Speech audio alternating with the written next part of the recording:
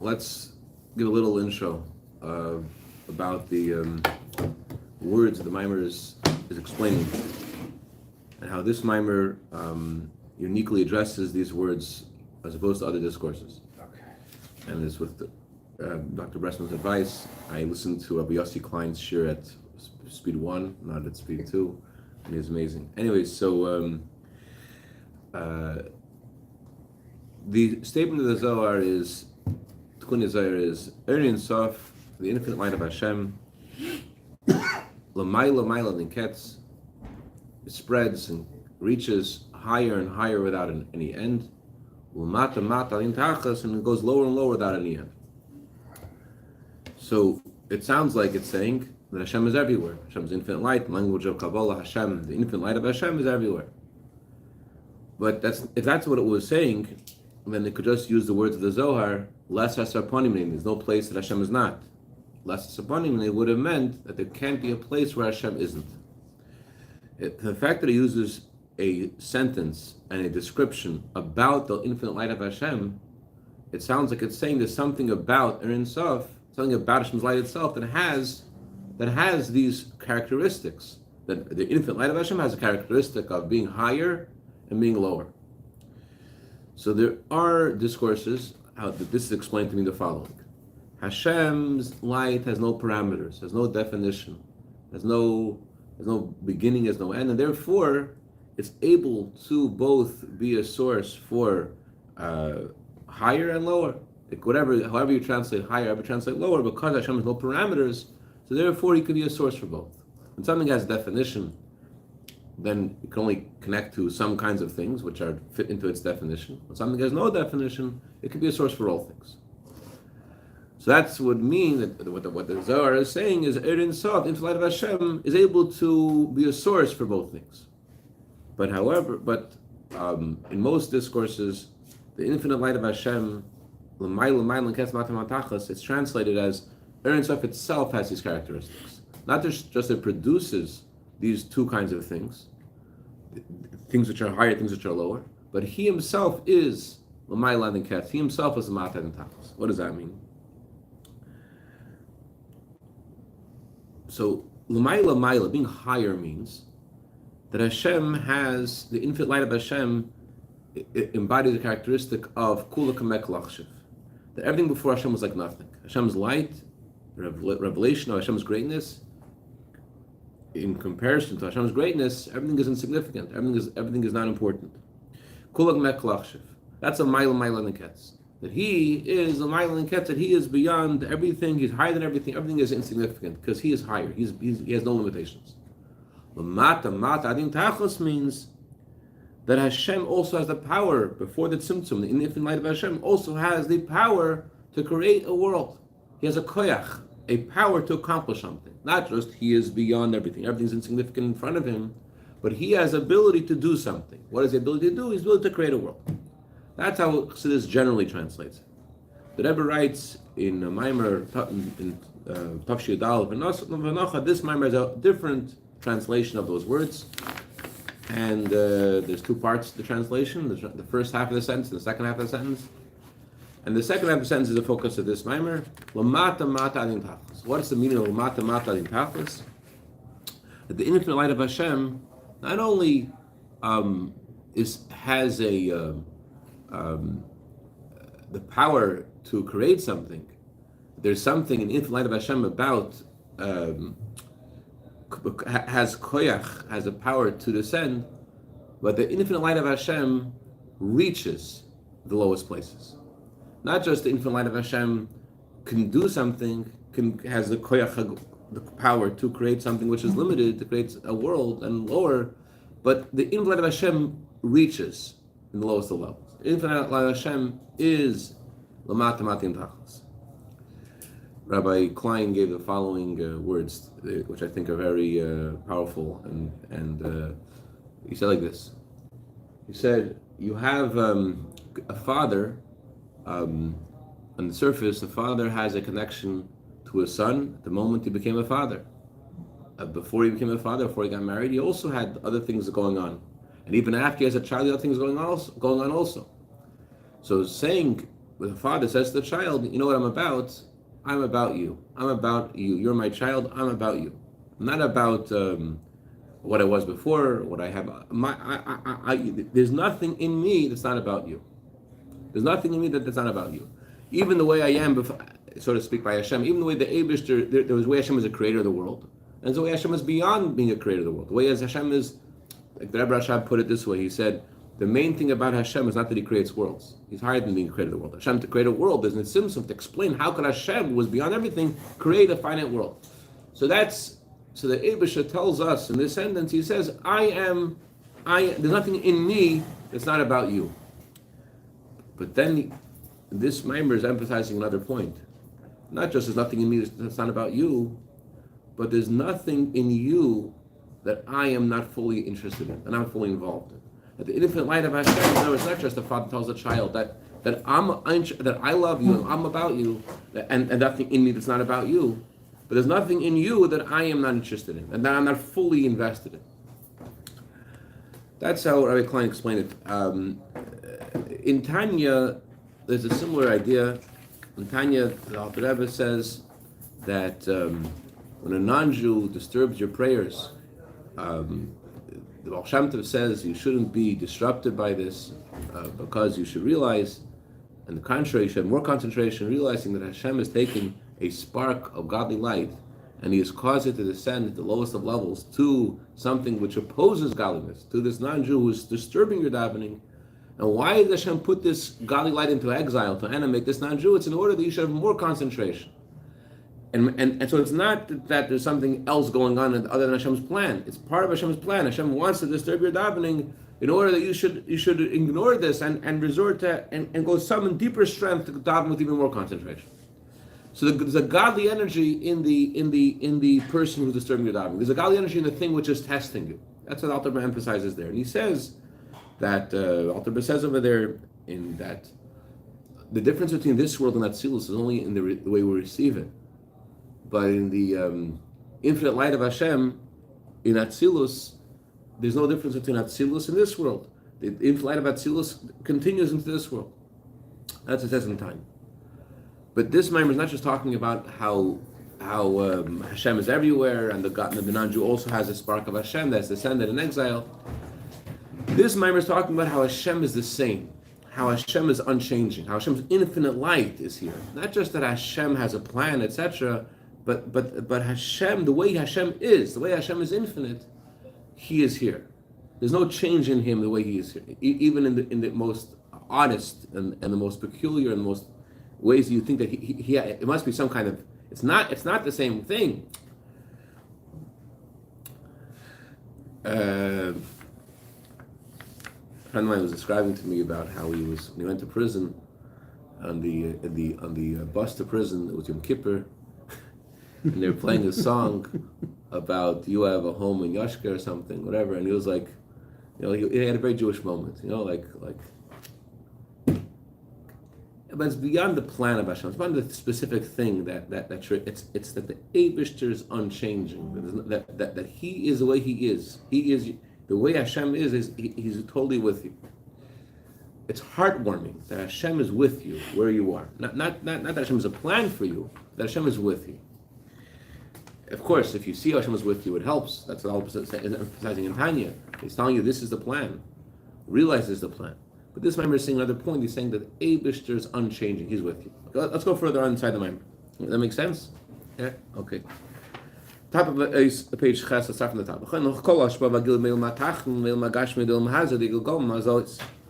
All of the divine energy that descends to this world is through angels called Mazalis, called Gagalim,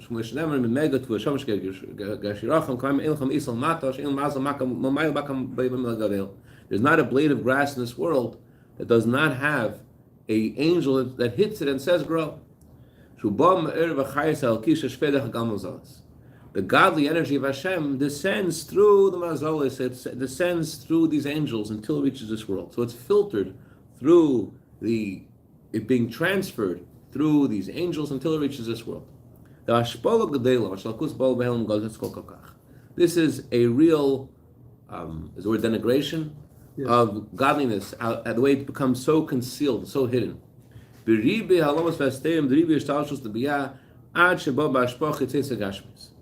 It's concealed so much through this whole process of going from level to level in all these worlds until it comes to a physical thing. Okay, so it's over just physical. The Eibishter's light descends until it's physical.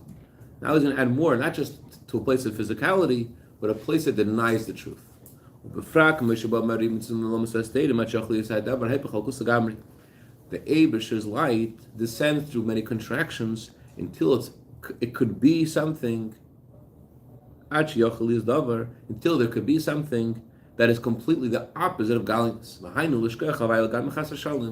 means to completely forget about Hashem, God forbid. How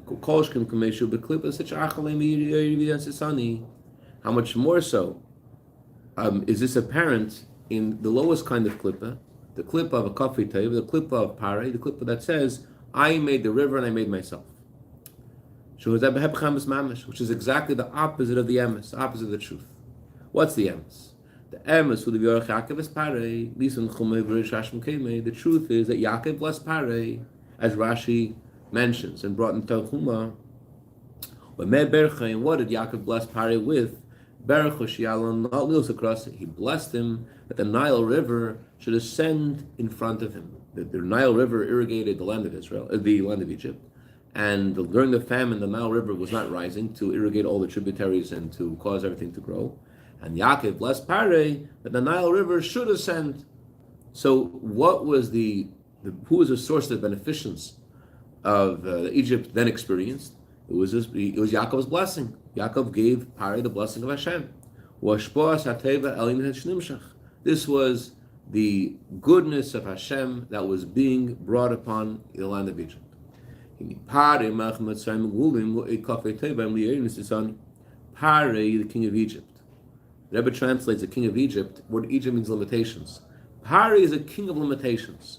Pare is the ultimate expression of he's the king of klippa. He's the ultimate klippa. What's the ultimate klippa? Say the king of limitations, the king of concealment. He is not only does he not express gratitude for Hashem's blessing, he says more. He says the opposite. What are you talking about? I made the river and I made myself. Which is exactly the opposite of the truth. Lest you think this is something that's only relevant to pare, that brings us home to each of us.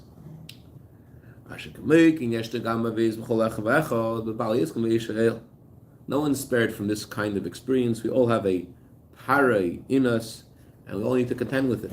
Whether you're a Torah scholar, whether you're a businessman, there's something that this idea of pare, denying God's being the benefactor of Egypt, is something that exists in everyone's life. In the business people, what this means is you think that my power and the strength of my hand made me successful. Although you know and you believe that Hashem gives you success, and you know the blessing of Hashem is what gives wealth. I'm wondering what these two words, know and believe. I'm thinking, this is Beichsvara. This is a stomach logic. It just came out of my stomach. It's not from Ruach. That there's some things that are so obvious Hashem does. You know, it's not you. You know, it's nothing to do with anything in nature. Just obvious. You know, not just you believe it. Some things you have to believe. Although it looks like it came through nature, it was Hashem. And there's some things you just see it. It's obvious. You know it. It's not like you have to believe it. You know it. And you know what? The Rebbe is talking about everybody. He says our people, we're talking about a person who mentions Hashem's name, but every single thing in his business is Baruch Hashem, thank you Hashem. On every line in his Graham Kletzker, right? He wrote the sum total. He wrote it's not the sum total of his business.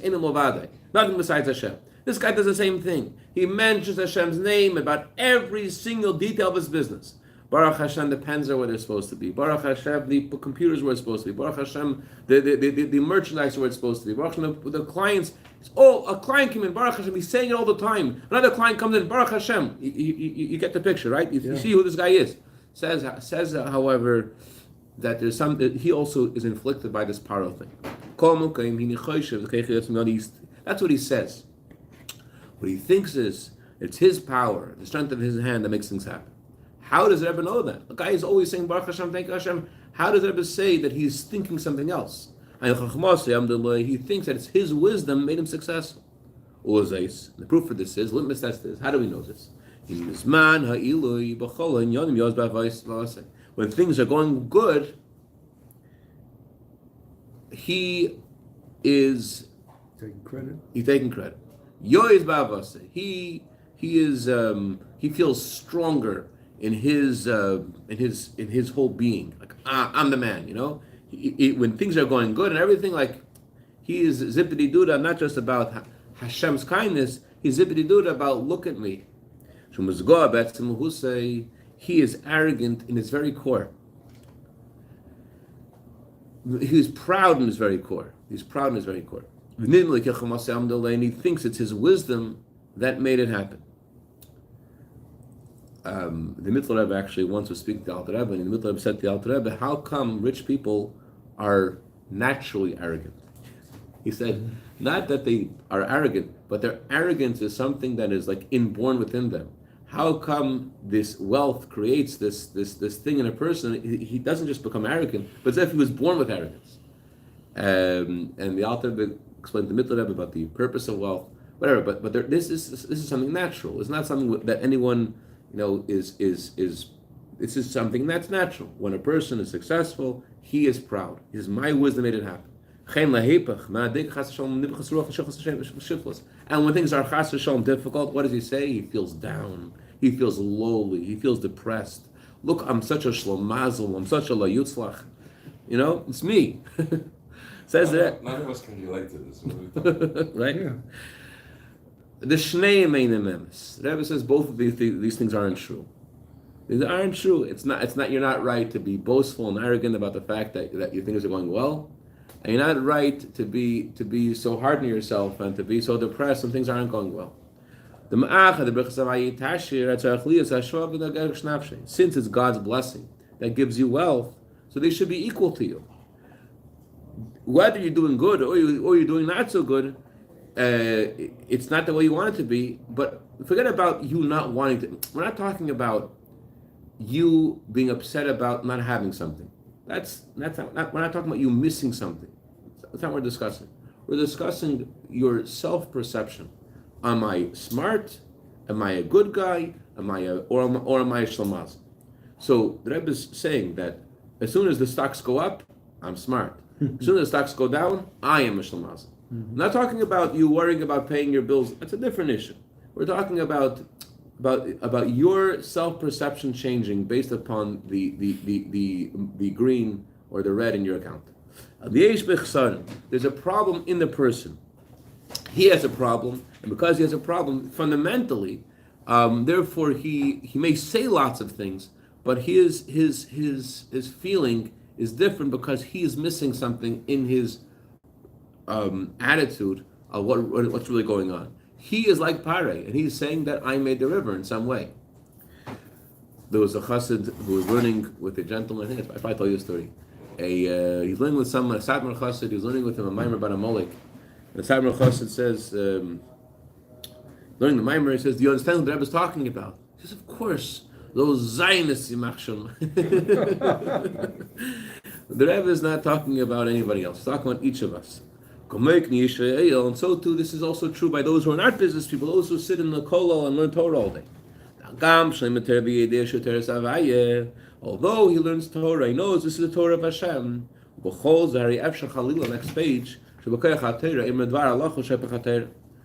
He knows Torah. He learns Torah.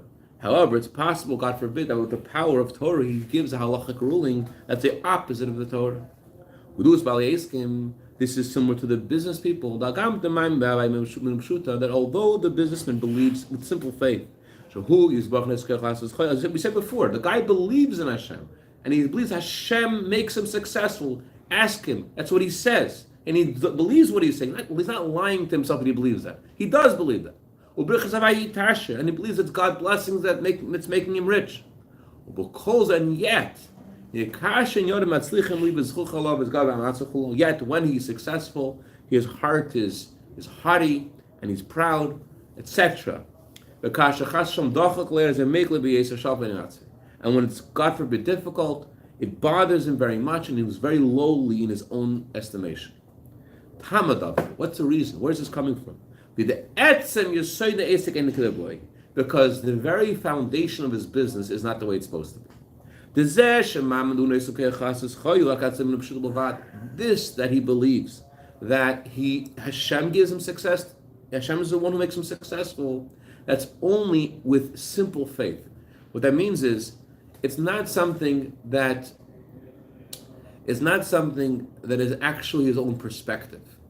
Like we learned about the thief who asks Hashem to help him steal. He believes Hashem is in charge of the world, and yet his faith is very grub, is very distant, is very coarse. He doesn't believe that Hashem is really, that his physical life is godly. His physical life is coarse, and because he is coarse, his physical life is coarse, he relegates Hashem to being distant. So this guy also, he says Hashem helps, but he doesn't actually feel that in his business. It's not his own attitude. It's something that he subscribes to, he's patriotic to, but not only with his lip service, he believes in it, but it's something that is distant. It's distant. That's what I think the Rebbe means when he uses the word, it's with simple faith. It's something which is, the thief also has simple faith, but it's not something which is his own attitude. It's not, when he says it's simple faith, it means it's not something which he has internalized and made it his own perspective. It's not something which he actually lives with. It's not that his faith in Hashem illuminates his world and he feels Hashem's presence in the physical parts of his life. Hashem is in the background somewhere. He believes in that, but it's not that he actually looks at his life and says, "This is the way it is." There's a word from Baal Shem Tov, you'll turn away, we say in Shema, and you'll serve other gods. Baal Shem Tov says the moment you turn away and you ascribe something to not being Hashem, that's already idol worship. You will turn away, that is idolatry. This guy, he's saying lots of great things, but internally he has turned away. He doesn't feel that that his life is really godly, that he's walking around in Hashem's garden. So that's why he gets upset, and that's why he gets angry. Same thing applies to Torah scholars. Although he learns Torah, he knows this is God's Torah. However, the actual study itself, the actual knowledge of Torah is not the way it's supposed to be. What this means is while he's studying Torah, while he's studying Torah, he forgets about the giver of the Torah. It's just something intellectual to him.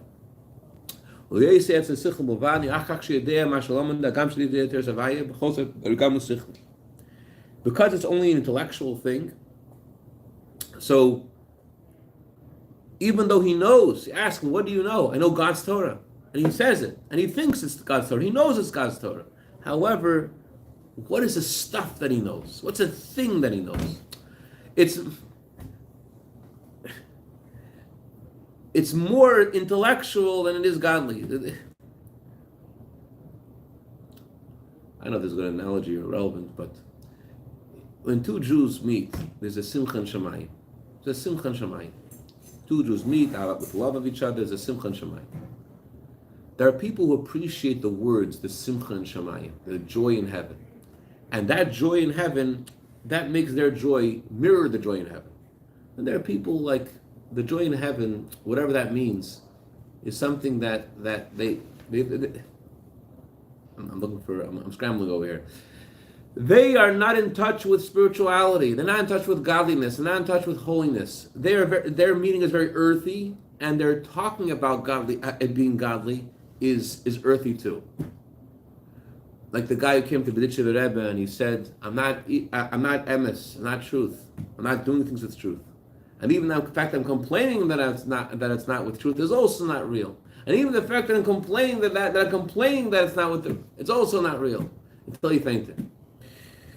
So so that Rebbe is saying the guy knows it's Hashem's Torah, but what is it to him? What is Hashem to him? It's still these are intellectual things Hashem said. It's not. It doesn't feel the godliness. Doesn't feel the magic of what's going on.